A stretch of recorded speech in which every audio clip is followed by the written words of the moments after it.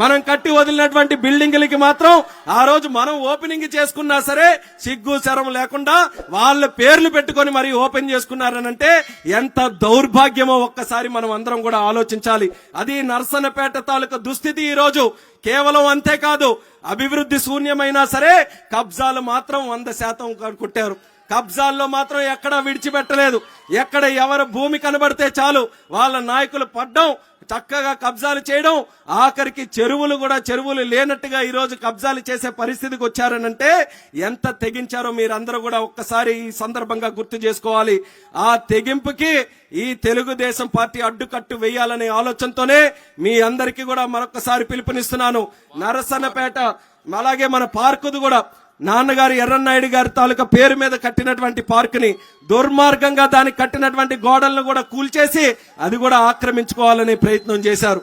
వాళ్ళకి ఎటువంటి ఇది లేదు. ప్రజలు ఏమైనా అనుకుంటారా, ప్రజలు మళ్ళీ రేపు ఓట్లేస్తారా అంటే బరి తెగించినటువంటి వ్యక్తుల కింద ఈ రోజు ఊరినే దోపిడీ చేసే విధంగా ఈ రోజు వాళ్ళందరూ కూడా పడ్డారు. అటువంటి వ్యక్తులకి శాశ్వతంగా మనం బుద్ధి చెప్పే విధంగా ఈసారి జరిగే నర్సన్నపేట ఎన్నికల్లో తెలుగుదేశం పార్టీ జనసేన పార్టీ కూటమిని అత్యధికమైనటువంటి మెజారిటీతో మనం అందరం కూడా గెలిపించుకోవాలని మరొకసారి ఈ సందర్భంగా పిలుపునిస్తున్నాను. అది జరగకపోతే మళ్ళీ రాష్ట్రం మనం చూడలేం. రాష్ట్రం తాలూకా పరిస్థితులు ఎలాగున్నాయి, జగన్మోహన్ రెడ్డి తాలూకా పరిపాలనలో ఏ ఒక్కరం కూడా ఆంధ్ర వాళ్ళమని మనం చెప్పుకోవాలనంటే సిగ్గుతో తలదించుకుంటున్నాం. కనీసం ఒక రాజధాని కూడా లేనటువంటి రాష్ట్రం ఈ భారతదేశంలో ఏదైనా ఉందనంటే అది మన ఆంధ్రప్రదేశ్ రాష్ట్రం. అది మన అందరికీ కూడా సిగ్గుచేటు కాదా? కనీసం మనకు ఉన్నటువంటి రైతులు చక్కగా వ్యవసాయం చేసుకోవాలనంటే గాలికి వదిలేశారు.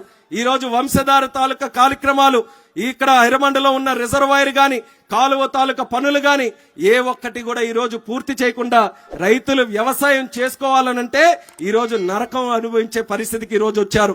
కాబట్టి రైతులకి మళ్ళీ చక్కగా వ్యవసాయం చేసుకునేటటువంటి పరిస్థితి రావాలంటే మళ్ళీ చంద్రబాబు నాయుడు గారు ముఖ్యమంత్రిగా రావాలి, తెలుగుదేశం పార్టీ అధికారంలో ఉండాలి.